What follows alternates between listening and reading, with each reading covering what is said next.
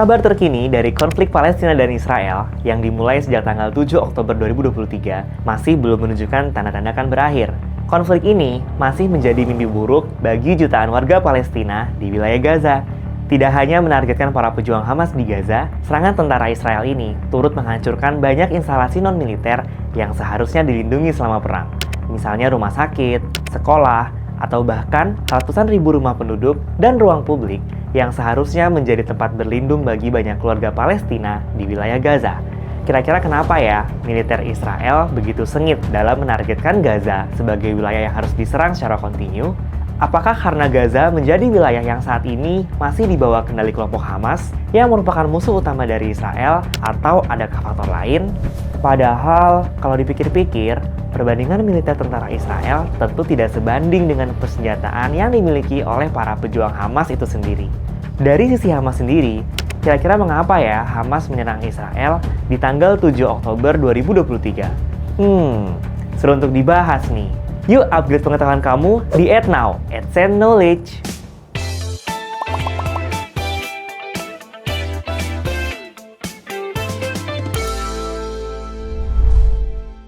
Dalam buku Islam Moderat dan Isu-isu Kontemporer, karya Ayang Utriza Yakin, DAA PhD, disebutkan bahwa Hamas adalah gerakan nasionalis agamis yang menggabungkan dakwah damai Islam dengan strategi perjuangan bersenjata. Kelompok ini berjuang membebaskan Palestina dari penjajahan Israel. Nama Hamas sendiri berasal dari Harokat Al-Muqawamah Al-Islamiyah, yang berarti gerakan pertahanan Islam yang bermakna semangat.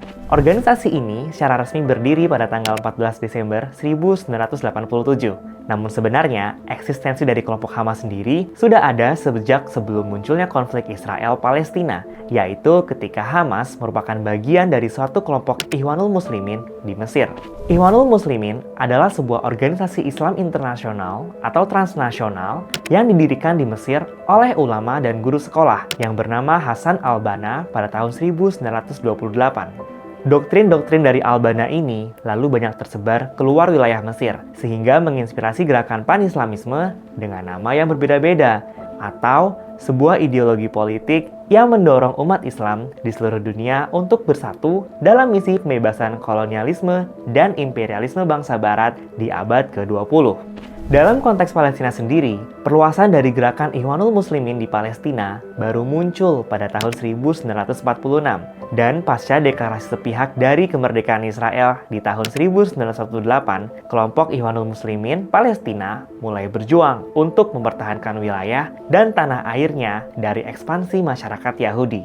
Terutama sejak tahun 1967 ketika Israel berhasil menguasai wilayah tepi barat dan jalur Gaza, termasuk di dalamnya wilayah Yerusalem Timur dan dataran tinggi Golan. Setelah Intifada pertama di tahun 1987, atau gerakan perlawanan untuk merebut kembali tanah Palestina dari ekspansi Israel, pimpinan Ikhwanul Muslimin Palestina lalu mendirikan organisasi yang lebih terarah dan tertib dengan misi untuk mencapai satu tujuan konkret, yaitu kemerdekaan penduduk Palestina di bawah sayap kekuasaan kelompok Hamas. Meskipun sebenarnya selain kelompok Hamas, terdapat juga kelompok lain yang memiliki visi dan misi yang sama di dalam konteks perjuangan kemerdekaan Palestina.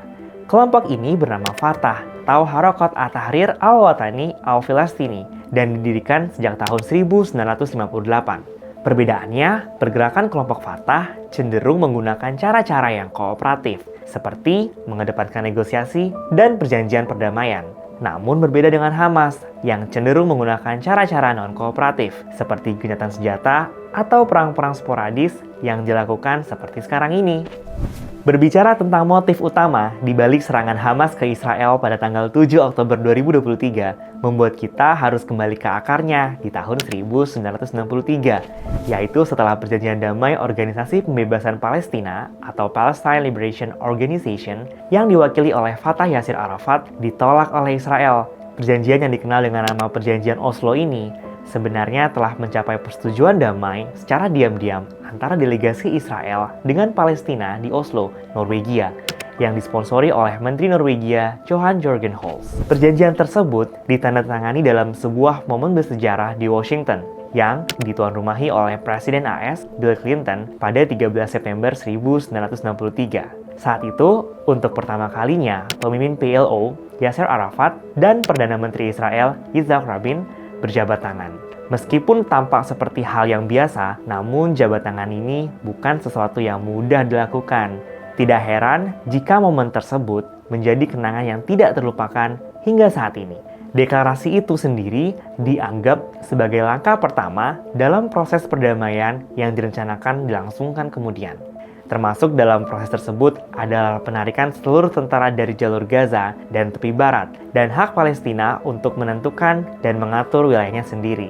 Pada Oktober 1966, Israel menarik tentaranya dari wilayah Palestina, kecuali dari wilayah Hebron di tepi barat. Sementara itu, rakyat Palestina juga berhasil memilih anggota parlemen dan mengangkat Arafat sebagai presiden yang pertama. Mereka juga berhasil mendirikan unit kepolisian sendiri. Perjanjian Oslo tersebut diiringi oleh Letters of Mutual Recognition untuk kali pertama, di mana secara resmi Israel mengakui Organisasi Pembebasan Palestina atau PLO sebagai wakil bangsa Palestina yang sah.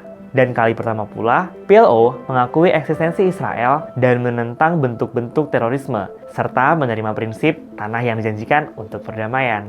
Perjanjian Oslo ini memuat item yang mengakui adanya partisipasi PLO dalam negosiasi dan janji-janji PLO untuk menaati persyaratan dalam perjanjian.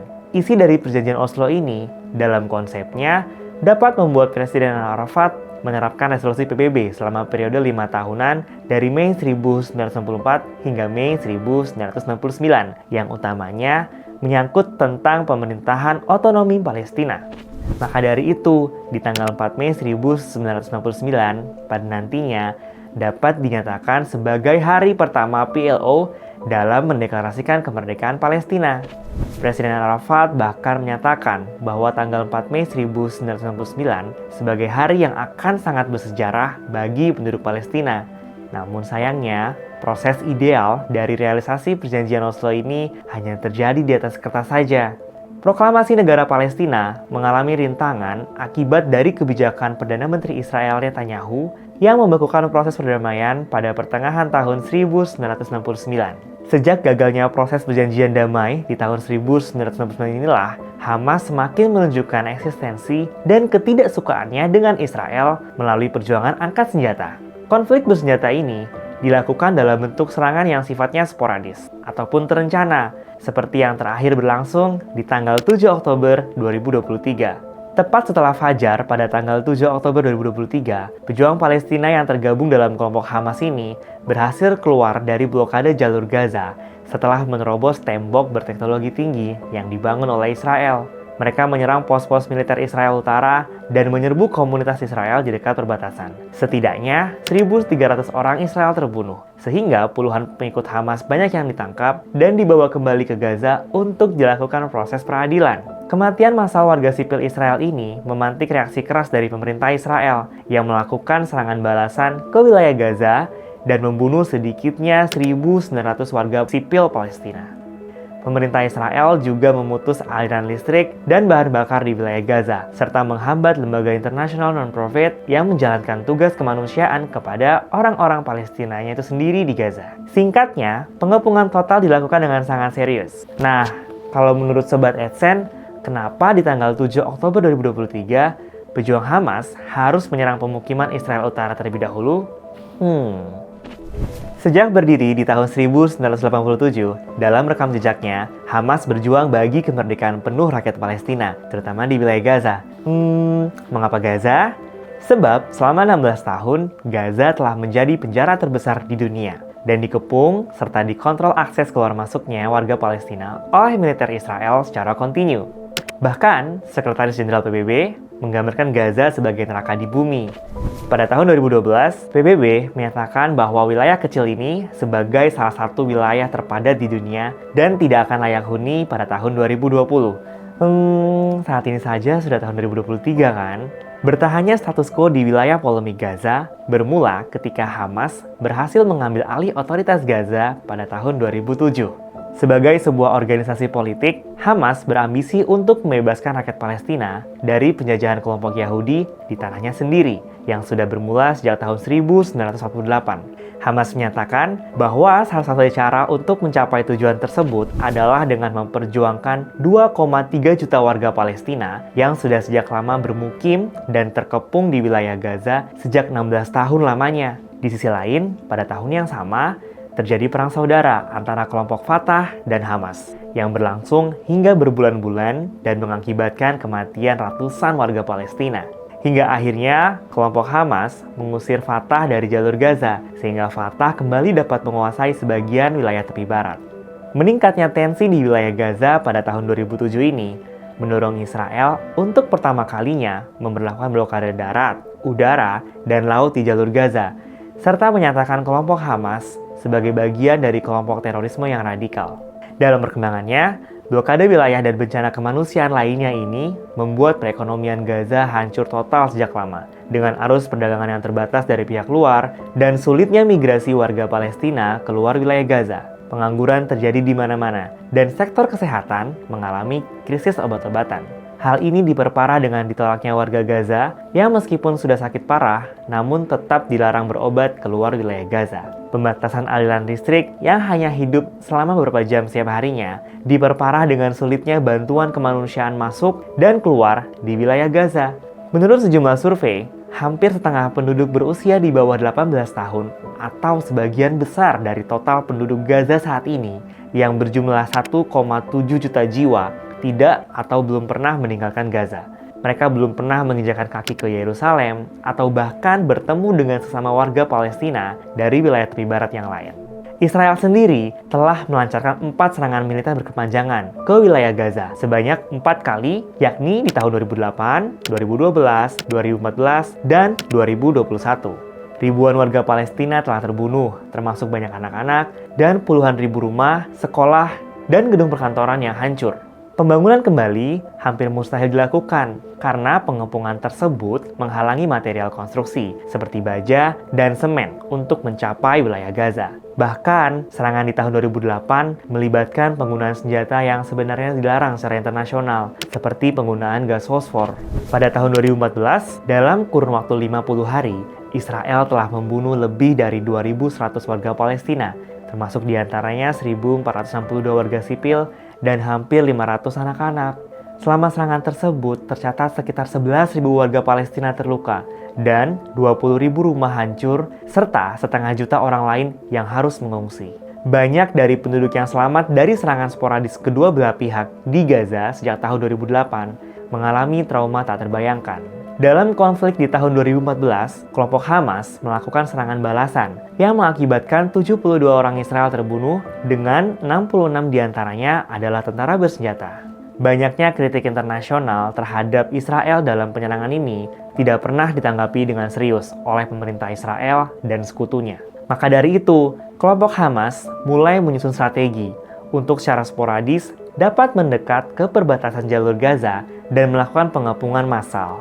Pengepungan massal di jalur Gaza dimulai sejak tahun 2018, di mana ratusan orang berbaris ke tembok perbatasan dan berhadapan dengan tentara Israel, khususnya pada setiap hari Jumat. Meningkatnya tensi ini berlangsung hingga 2 tahun lamanya, sampai akhirnya tentara Israel memutuskan untuk menembak mati pejuang Hamas yang berusaha mendekat ke perbatasan Gaza. Korban tewas, ratusan jiwa pejuang Hamas berjatuhan, termasuk ribuan korban cedera yang dialami oleh para jurnalis dan petugas medis. Bahkan, jauh sebelum Hamas mengambil alih kekuasaan Gaza sejak tahun 2007, kendali Israel atas penutupan Gaza sebenarnya sudah berlangsung sejak tahun 1990-an. Artinya, sejak saat itu, sangat sedikit warga Palestina yang memiliki izin untuk dapat masuk atau keluar dari Gaza. Sebab blokade Gaza memang merupakan strategi berjangka militer Israel yang sepenuhnya ingin menguasai seluruh wilayah tepi barat di Timur Tengah. Beberapa ahli juga menyatakan, sistem apartheid secara tidak langsung sudah diterapkan sejak lama di wilayah pendudukan Palestina, termasuk di Gaza. Perundang-undangan terpisah antara warga Israel dan Palestina secara langsung menunjukkan bahwa pemerintah Israel menyangkal adanya kedudukan Palestina sebagai negara yang sah dan berdaulat. Dari sini terbayangkan mengapa perjuangan kelompok Hamas akhirnya mencapai titik puncaknya di tahun 2023, yang mana setiap upaya koersif ataupun jalan damai masih belum membuahkan hasil. Semoga segera ada titik terang, sehingga konflik berkepanjangan dan tidak berkesudahan ini dapat segera diakhiri dengan adanya gencatan senjata, terutama dari pihak Israel, agar setidaknya dapat memulihkan mental dan moral warga Palestina di Gaza yang saat ini sudah dalam titik kemanusiaan yang begitu rendah.